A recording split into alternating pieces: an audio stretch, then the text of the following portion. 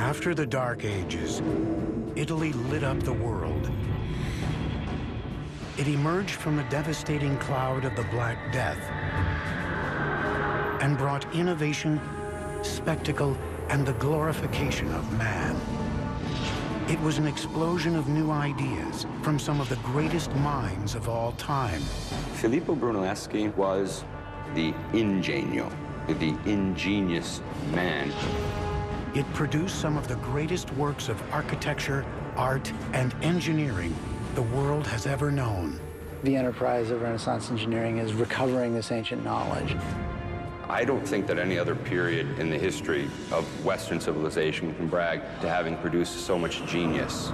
But achieving such genius was a struggle, as builders battled unprecedented natural disaster, church dogma, and each other. And the Italian peninsula becomes the cockpit, the fighting point. This was the age of architects, and it created a bold new sense that nothing was impossible.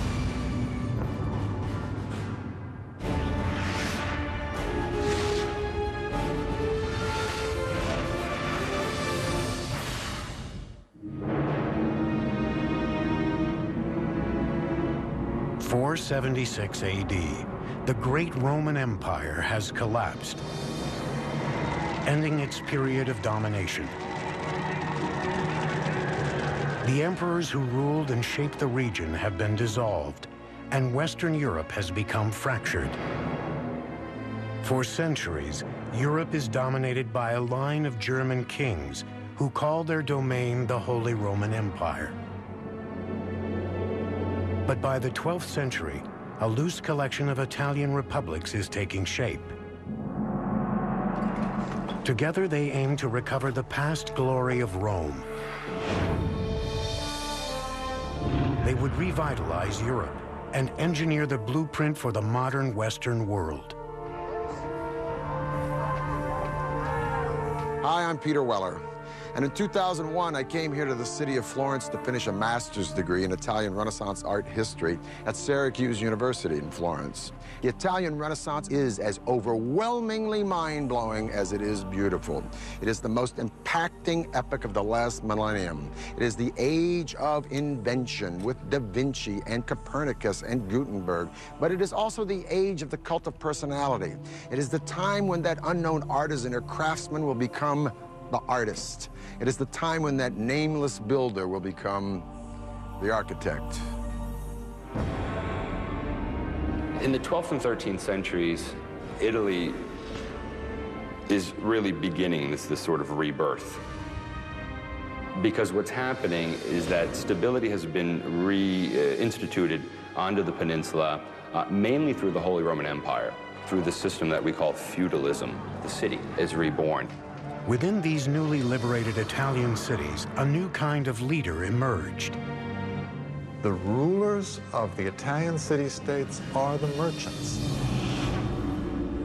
They're not the traditional aristocracy. They're not the traditional nobles. And this produces this extraordinarily vibrant urban life in the 13th century. Families like the Medici went from running banks and businesses to running cities. Wealth bought power, and power could buy art and architecture. These once small towns soon began to build on a massive scale, always with an eye at outdoing their neighbors and maintaining independence.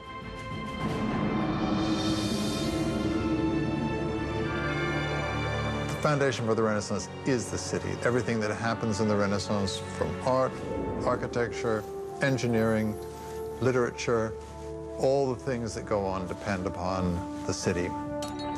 One ambitious city seeking power in this new age was a growing republic situated along an important trade route between France and Rome. Its name was Siena. I come here to the Piazza del Campo once a year to witness that medieval harangue on horseback around here called Palio. 3 times around this Campo, 90 seconds of speed and violence on bareback horses. When the horses run, they pass this magnificent 15th century sculpted fountain called the Fonte Gaia by Jacopo della Quercia. Now today, when we turn on a tap, we just take it for granted that H2O is going to come out. But the Sienese needed this fountain because when they were making all this loot, prosperity begets a city jam-packed with people. And more people demands, as we have seen with Persia, with Carthage, with Rome, with the Maya, more water. But providing sufficient water for this city would prove to be a massive challenge. Siena doesn't have a river very close, so they had to find this water somewhere else.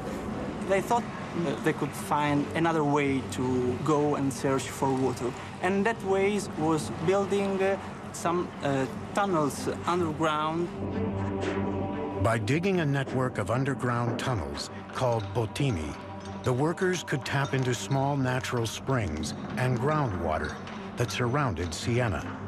Slowly, the water would seep through the terrain into these narrow tunnels and holding tanks. But excavating these bottini was no easy task.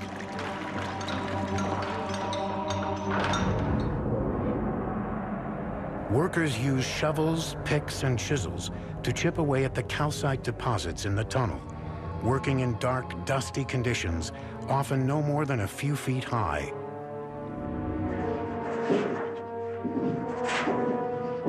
A bottino like this one would sometimes run for miles and miles, so the engineers had to know just where in the heck they were going. So every so often they dug a hole up to the surface, and these holes were called occhi, or eyes. It would give the engineer a sense of where the direction of the bottino would be, and if they were wrong, they could redirect the bottino. The water would navigate through the barrel-shaped tunnels, turning into different parts of the city where it was needed most, and coursing underneath the busy streets into the fountains around Siena, like the Fonte Gaia. Now, these channels had to be pitched at an angle ever so slight, imperceptible to the naked eye, less than 1 degree, because if the water flowed too steeply, it would overwhelm the system. So to keep this from happening, the engineers used an instrument called an archipendolo. It's nothing but a pendulum. It's a stick with a string and a weighted ball or stone at the end. No matter how much you pitch the stick, the string will always remain vertical, giving you a vertical line in a relationship to the tilt of the horizontal stick. In this way, the water would flow quietly and evenly into Siena and fill up the Fonte Gaia.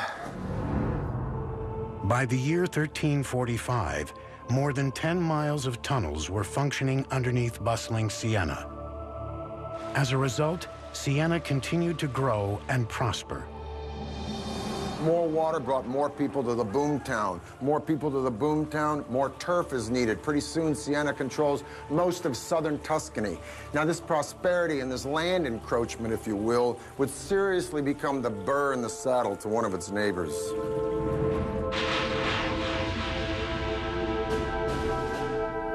Florence and Siena are the two dominant republics in Tuscany.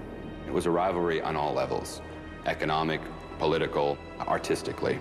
And in the 13th century, the city-state of Siena, in all three of these categories, was probably Florence's superior. The two republics would go head-to-head until Siena delivered a crushing blow at the Battle of Monteperti in 1260. Siena fights Florence. And to put it bluntly, Siena kicks ass. Florence goes home in humiliation and defeat. But guess what? That ain't gonna be for long.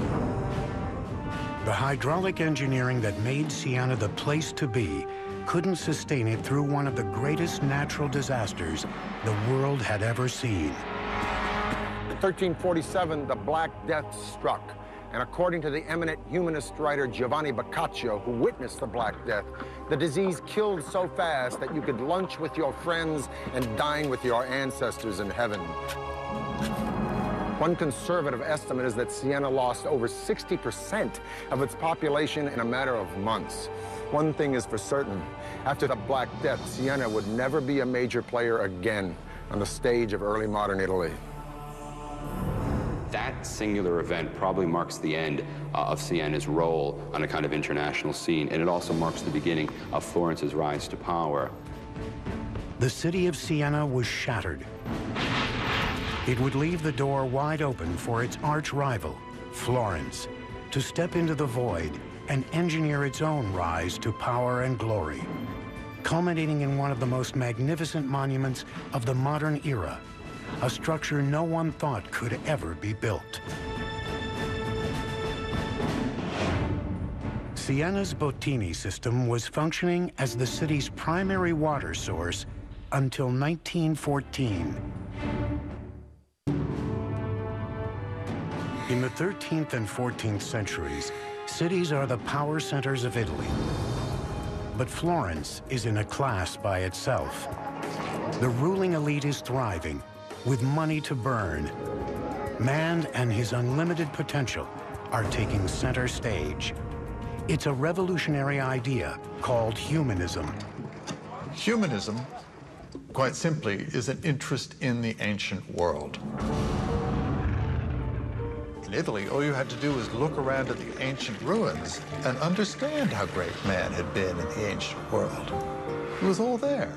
If we could imitate that building, if we could take the principles of that building and apply it to our buildings, then we'd have something really remarkable. But when the Black Death struck Europe in 1347, Florence was not immune. Practically half the city's population was wiped out.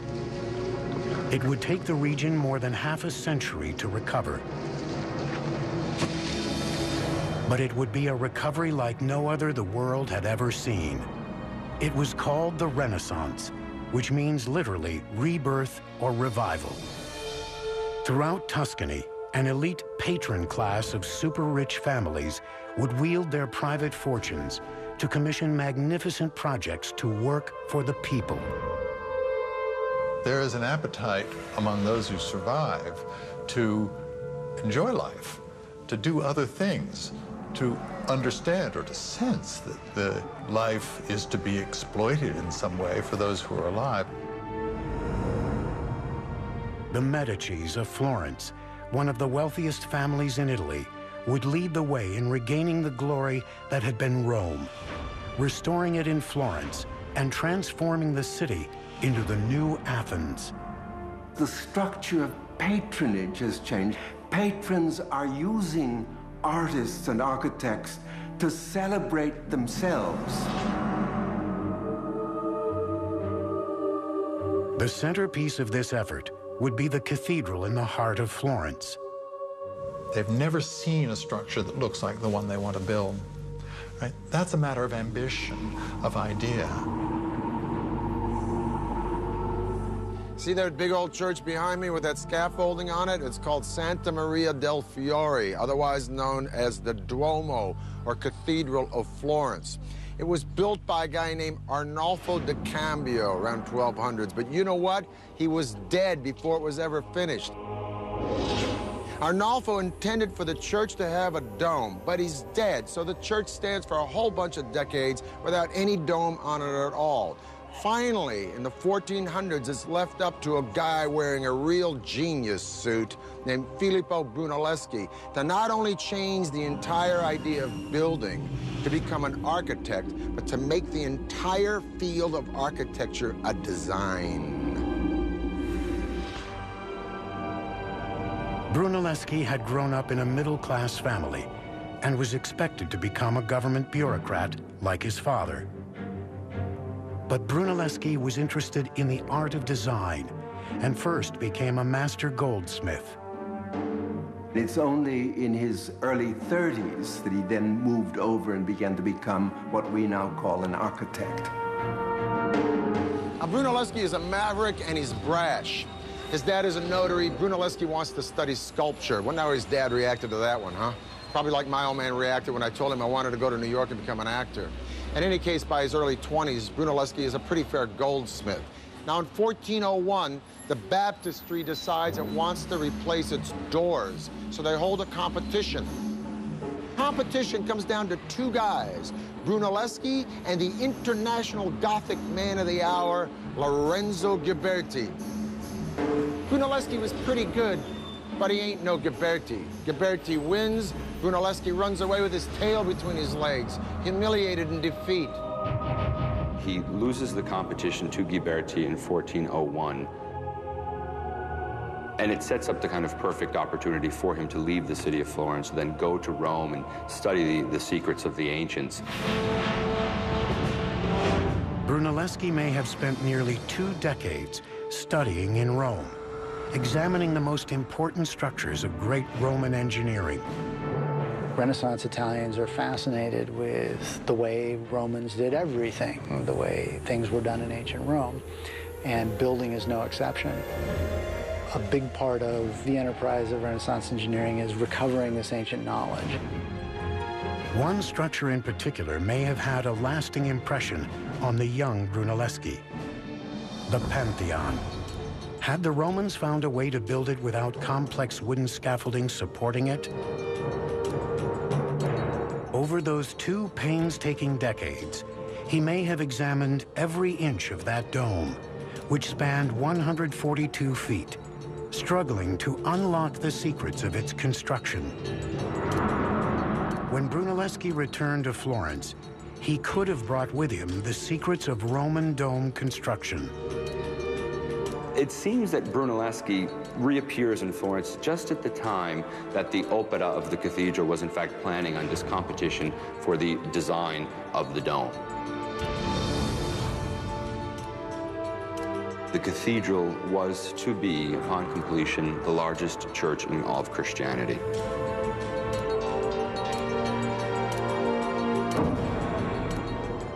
It would be one of the greatest construction challenges Italy had ever seen. They were building it large to sort of show the world exactly how important this city was on all levels. The problem is that they were setting themselves up for a big fall.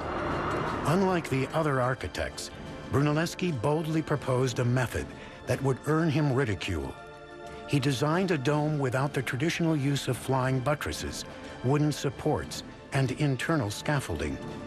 General public opinion was that Brunelleschi had gone very simply mad. They also began to realize that no one else seems to have any clearer picture of how to pull this thing off, and so they begin gradually sort of heed his words. Brunelleschi managed to win over the judges with his unique design, but much to his dismay, the commission would come with one infuriating stipulation. It seems that fate would rear its ugly head because he would have to share that role with his nemesis, Lorenzo Ghiberti. With many convinced his design would never work, Brunelleschi would not only have to design his great dome, he would have to engineer his rival's defeat as well. On August 7th, 1420, with Brunelleschi hovering over every detail, construction of the Great Dome finally began. What Brunelleschi decides to do is to construct not one dome, but 2. Okay? A dome within a dome. When standing inside the cathedral, people would be able to take in the beautifully decorated internal dome. But from the outside, the second dome would have a more functional purpose. He would use that second shell to protect the inner dome from rain, but at the same time to make the entire structure look more gonfia et magnifica, more swollen and magnificent. To give the shells a structural foundation, marble ribs would be installed for every angle of the octagonal dome. Then, rows of arches would be built to intersect the ribs at 90-degree angles. But Brunelleschi faced one enormous logistical problem: finding a way to lift several tons of material up to heights of more than 200 feet. And so Brunelleschi devises something we call the ox hoist. Oxen yoked to a tiller turned a vertical shaft to raise or lower the hoist. The stroke of genius was a screw that changed gears from forward to reverse and the direction from up or down. This meant the oxen didn't need to be taken out of the harness and spun around. They could keep walking in the same direction to both raise and lower the hoist, a saving of literally hours every day. By the end of the project, it would lift an estimated 70 million pounds. But the material that had been so carefully lifted still had to be moved laterally and then perfectly placed hundreds of feet in the air. To accomplish this seemingly impossible feat, Brunelleschi designed a second entirely new kind of hoist called a castello. The castello was a crane that they used to move weights horizontally. Perched high on the cupola and resembling a gallows, it used a crossbeam and counterweight system, allowing builders to place material with millimetrical precision. These are the machines that he was introducing, and these are the machines that made it possible for such a dome to have been built. But all of this creative thinking still didn't solve the fundamental challenge of constructing such an expansive dome with no internal support. Brunelleschi would still need to figure out how to prevent it from collapsing. It would demand his greatest leap of imagination yet, combined with a lot of hardcore calculation.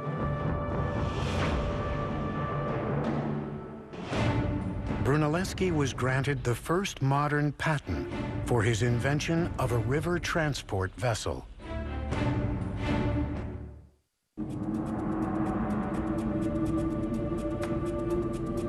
(1420), Florence, Italy. The visionary architect and engineer, Filippo Brunelleschi, has been commissioned to construct the most magnificent dome in the world, the cupola at Santa Maria del Fiore. But first, he will need to prevent it from crumbling to the ground without supports.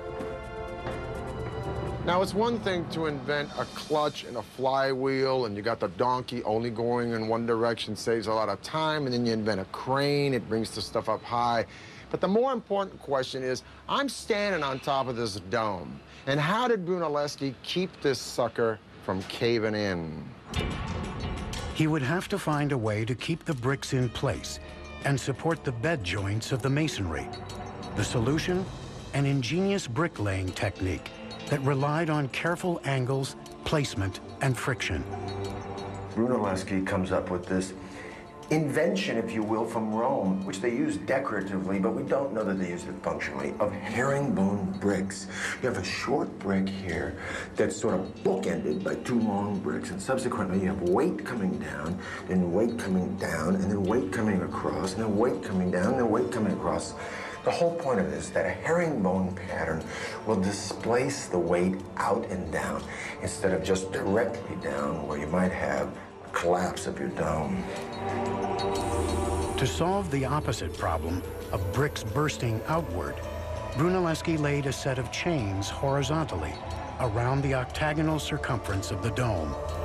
They were going to construct these so-called catene, or these horizontal chains that were intended to maintain the hoop stress or the lateral thrust of the dome. 5 chains were to be interlocked at regular intervals to support the dome and serve as invisible buttressing.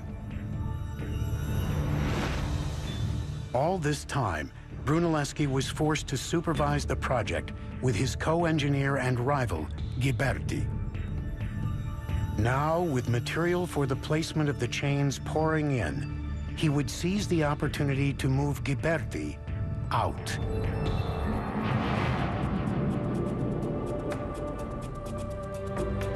In August of 1423, Brunelleschi called in sick. Ghiberti rather reluctantly then begins the direction of the placement of these wooden chains. And as soon as Brunelleschi heard that the process had begun, he miraculously recovers, inspects the quality of Ghiberti's work, and criticizes it publicly, saying they would have to undo everything he had done. With Ghiberti sufficiently humiliated, Brunelleschi was declared the head of the project for life. On August 30th, 1436, after 16 years of construction, the largest masonry dome in the world was completed. But Brunelleschi's career was far from over. Even before the completion of the Duomo, he had been experimenting with perspective and mathematical proportions. Although his structures appeared simple and straightforward in design, there were spatial games being played with the lines of buildings.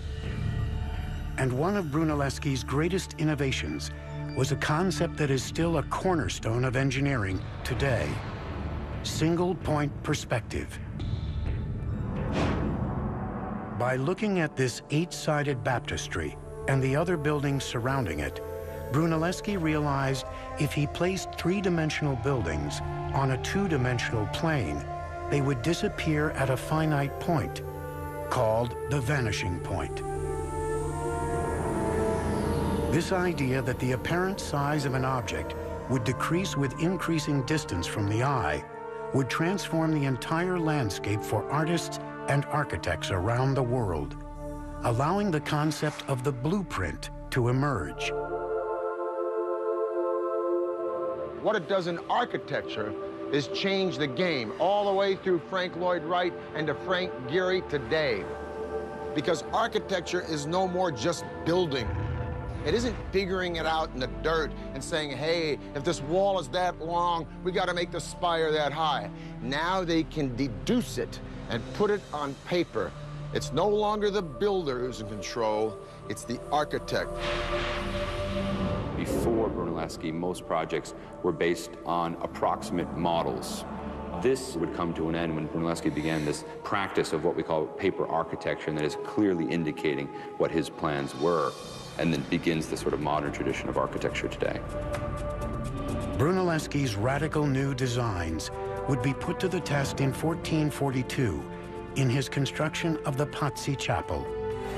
Now, this building behind me is the chapter house for the Church of Santa Croce, a Franciscan church. It's called the Pazzi Chapel.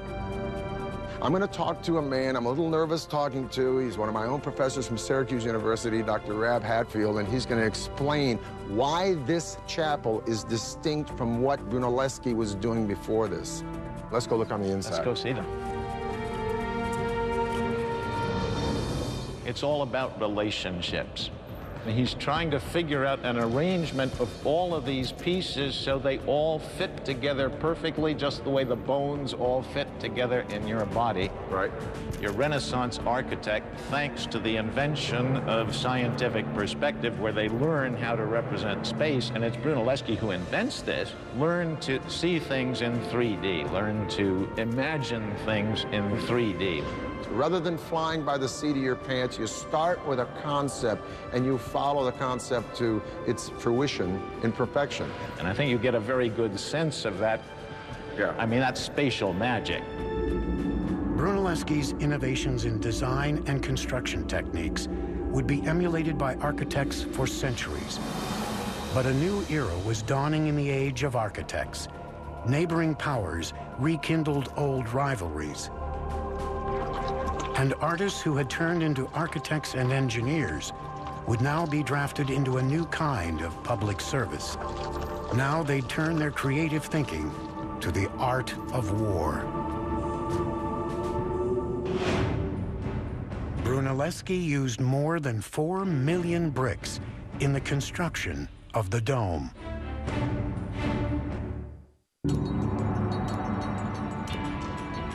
(1459). Filippo Brunelleschi has become the father of Renaissance architecture, making Florence a mecca for innovations in design and construction. Now his methods and ideas spread beyond his republic, as architects throughout the region would launch ambitious building campaigns.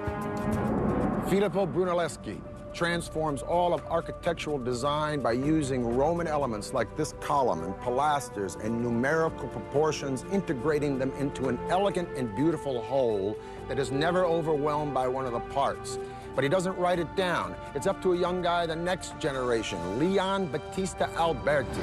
This guy did everything. He wrote about architecture, archaeology, political science, religion, even wrote about horseback riding. He's a pretty good designer and architect himself. Now, everyone starts to read about Alberti, including a very powerful guy at the moment, Aeneas Silvius Piccolomini. I love that name, Aeneas Silvius. So for all of you guys out there like me having a little bit of a heart attack because your wife just said, honey, let's redecorate, get a load of this. Pius reads Alberti and says, you know, I'd like to do that little Roman thing for the place where I was born. What, the house? No, the whole town. Aeneas Silvius Piccolomini became Pope Pius II in 1458. By 1459, he had turned his attention to his hometown of Corsignano and commissioned a first attempt at constructing an ideal city.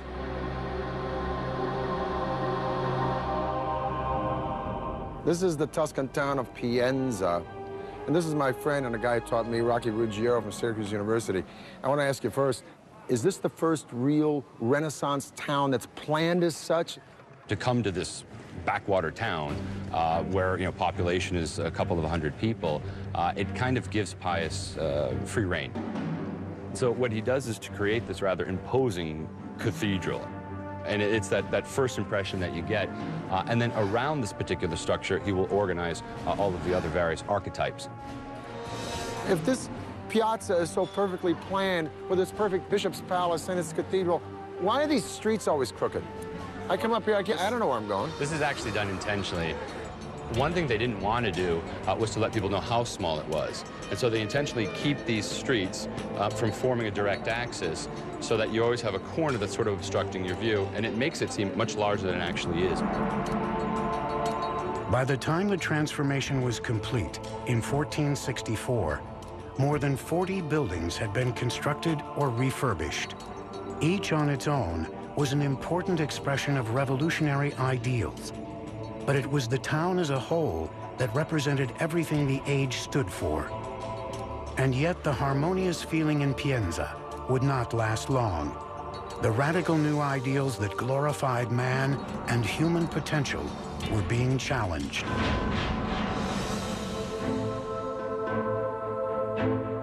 Here is 1492. Not only has Columbus discovered America, but Lorenzo the Magnificent de' Medici, the great patron of the arts in Florence, is dead. But a lot of Florence is sick of the Medicis and their cronyism, and they want the Medici kids run out of town. Plus, they've been listening to the sermons of a small Dominican friar named Girolamo Savonarola, who preaches from the pulpit in the Duomo, railing against corruption in both church and state. He advocates a return to a Florentine republic and civic pride and values through piety. Savonarola warns that if Florence doesn't get its house in order, the winds of God's vengeance will blow through the city, and indeed an evil wind is ready to roll all the way through Italy in the form of Charles VIII of France, who wants to reclaim Naples in the name of his country and threatens to sack any Italian town who stands in his way. Savonarola begins to predict an invasion of some sort. And when it finally comes, he's able to say, you see, I predicted this, I foretold it. He's able to kind of pass himself off as a prophet almost in the Old Testament mode. This crusading friar's vision of invasion would come true. In 1494, Charles VIII, King of France, stood poised on the Tuscan border, ready to march through Italy with his army. Still made up of smaller republics that were feuding among themselves, Italy was ripe for takeover.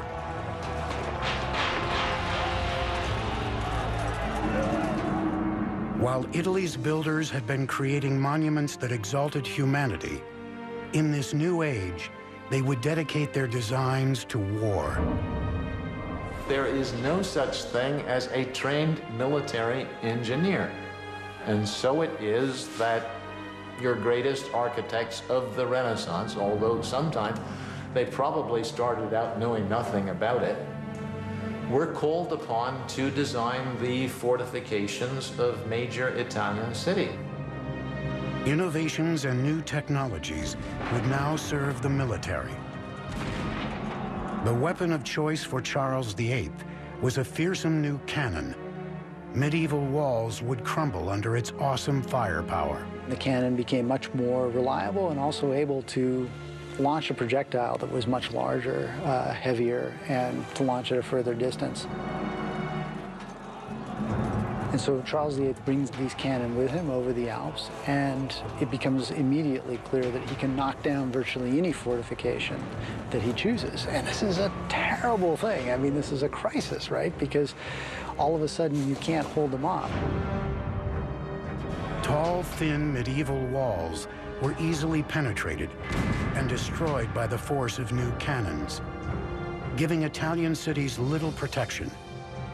The outdated walls couldn't even support the weight of new weaponry to use against invaders. The new cannon had strong percussive powers. You could not put a new cannon on the old medieval wall and fire it because it would shake its own wall down. Italian engineers would turn their attention to designing a lower, thicker wall that would support the weaponry and resist the incoming cannonballs. This new wall will resist, in fact, these larger guns because it can absorb the impact of the larger projectile. Engineers would also redesign the layout of these thicker walls that surrounded the city. Military engineers develop an angled wall. The angled bastions, or star-shaped forts, kept attackers at a greater distance, with angled sides easily scattering individual shots of artillery. The cities become star-shaped, and you have the development of these large star plans with angled bastions that project from the city walls with their flanking coverage on either side. The angles create a series of faces. And the faces are very important because the different corners of the city can, as it were, protect one another. The bastion fort became the new model for defensive fortifications, seizing the imagination of military commanders all across Europe.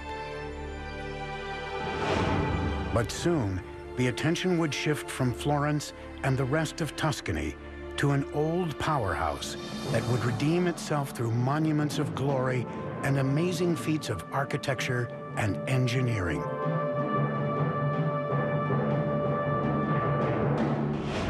Da Vinci and Michelangelo, while best known for their works of art, also worked as military engineers during the Renaissance. 15th century Italy. Florence has become the center for the Renaissance, bringing new ideas about architecture, art, and engineering to the region. But Florence would soon cede the limelight back to a former powerhouse, now on the rise again. Italy's center of power and glory would now return to the city that conquered the world, Rome. In the early 1300s, there's a big beef in Rome about who exactly is Pope. So the rightful Pope supposedly goes off to France. And for the next several decades, the papacy lives in France. Now, by the 1370s, when the popes come back to Rome, Rome is a ghost town. And for the next 100 years or so, all the way through the Renaissance, each pope is successively trying to rebuild Rome. Now, in the 1490s, when the Medici are booted out of Florence, Florence becomes a republic, yeah, but they're broke. And so all these famous cats like Da Vinci, Raphael, and Michelangelo, they split Florence because Florence is no longer happening. If you're a player, the place you want to be is Rome. Rome had been nothing in the 14th century because the popes had moved out. But they come back in the early 15th century, and from that point on, they began gradually to reorganize the papal state. One pope in particular would usher in an unprecedented wave of revitalization and engineering. His name was Sixtus V. Sixtus and the popes who come after him feel the need to turn Rome into an important and impressive capital city, the capital of Christendom. Sixtus V sort of took it upon himself to re-urbanize the city. If Rome was going to be the home of the Catholic Church again, the city needed an extreme makeover. But re-engineering Rome would be an epic task. First, Sixtus was determined to clean up its mean streets. The city was teeming with criminals. Sixtus simply had all the vandals rounded up and killed. The next step was restoring the aqueducts, one of the greatest symbols of Roman engineering. When the water returned, the population boomed and the city flourished. Roads were paved, streets widened, and the city exploded with new construction. But Sixtus wasn't done. He had a master plan for the city, a framework for organizing future development through the placement of monuments of glory. One of his particular practices was, in fact, to use the ancient Egyptian obelisks that had been brought to the city by the ancient Romans. These were military trophies that the Romans had brought back in ancient times and had erected throughout the city. We know today that there are more Egyptian obelisks in Rome than in Egypt itself. And how Sixtus used these obelisks was to, in fact, place them as urban exclamation points. Sixtus wanted to move one of those obelisks to the front of a new cathedral named St. Peter's Basilica. But he had a problem. It weighed more than 300 tons. Moving the obelisk was no easy task. Sixtus would award the challenge to architect and engineer Domenico Fontana. Fontana's plan seemed simple enough, but the execution proved nearly impossible. To protect the stone, he encased the 660,000-pound obelisk in a colossal wooden tower. Iron bars were attached along the edge. The wooden tower had columns extending nearly 100 feet in the air, with ropes pulled through the eyes of the iron bars so the obelisk could be winched up by windlasses. The plan was to use a crew of more than 900 men to execute the move. Using 40 windlasses, the obelisk was raised off the ground and lowered onto a platform of log rollers for the relocation to its new site. On April 30th, 1586, under the watchful eye of Pope Sixtus, the crew began the incredible engineering feat of moving the obelisk. When the men were hoisting it up, they were under command to remain silent throughout the whole process, under pain of death, if one of them, in fact, broke the silence. Finally, 17 days after they began moving, the obelisk reached its new location, in front of St. Peter's Basilica, where it stands today. Word of Rome's extraordinary revitalization spread throughout Europe. The capital of the ancient world had finally returned to center stage. And the age of architects that had begun in Florence had now transformed Rome and the rest of Europe. Artists of all sorts could create such beauty, such wondrous works of art on the scale of St. Peter's Basilica, like the obelisks that were erected throughout the city of Rome, like the dome of the cathedral in the city of Florence. It gave the human significance again, and it gave us a bit of an attitude as well, that we are, again, the center of all things. And many people think it is with the Renaissance that modern culture actually begins.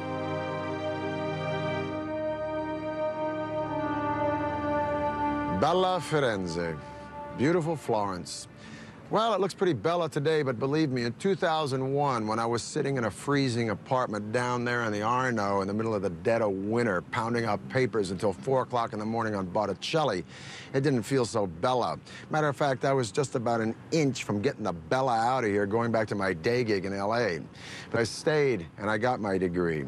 And I keep coming back here to Florence and Siena, I don't know, to be of service, to teach a field trip or two, perhaps to sit in on a lecture by one of these brilliant professors who lives here and runs around Tuscany trying to explain how the miracles of the artists and architects of Italy in this period did so much to pull us out of that dark age and illuminate the daylight of a modern world. For the History Channel, I'm Peter Weller.